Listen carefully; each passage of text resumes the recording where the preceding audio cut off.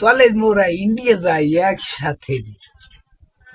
Kilo গিয়া মোরা India কইছি, আপনি বুঝেন নাই?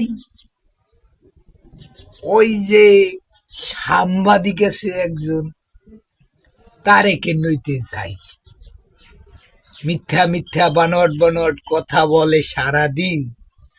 হালার পালার পাইলে একলাসা কেনু দিয়ে চাকতে ধরতাম। হালার পালার পাইলে একলাসা কেনু দিয়ে চাকতে ধরতাম। মাউগর পোলা বেশি বাড়া বাইরে গেছে তাই।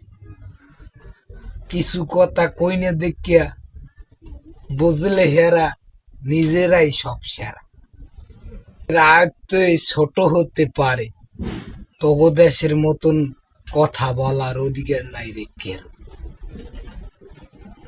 গরু জবাই দিলে প্রকাশ্যে হত্যা করে তারা, আমরা বলে সংখ্যা ললে তারা।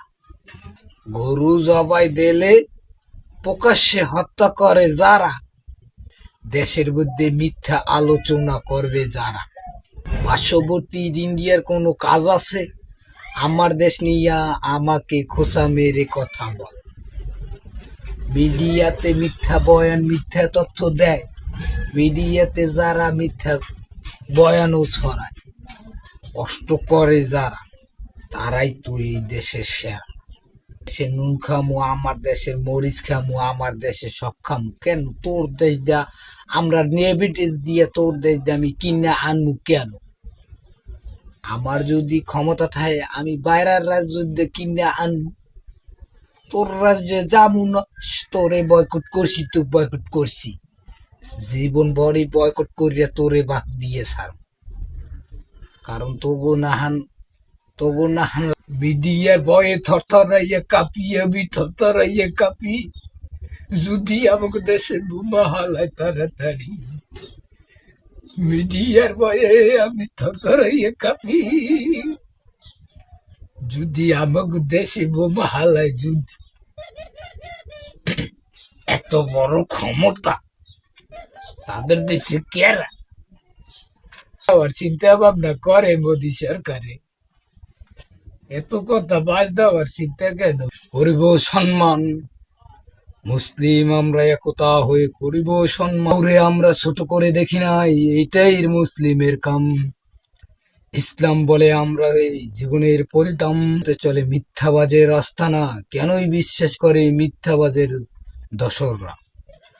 এটাই কোরআনে বর্ণিত আছে, মিথ্যাবাদের কথা চলবে হাজার খুনে দামি। মিথ্যাবাজের কথা বলবে হাজার কোনো দামি।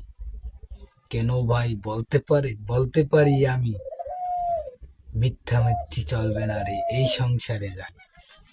আসসালামু আলাইকুম, ভালো থাকবেন আমরা সবাই। অনেক মজা আর অনেক আনন্দ যদি দিয়ে থাকতে পারি, তাহলে আপনাদের কাছে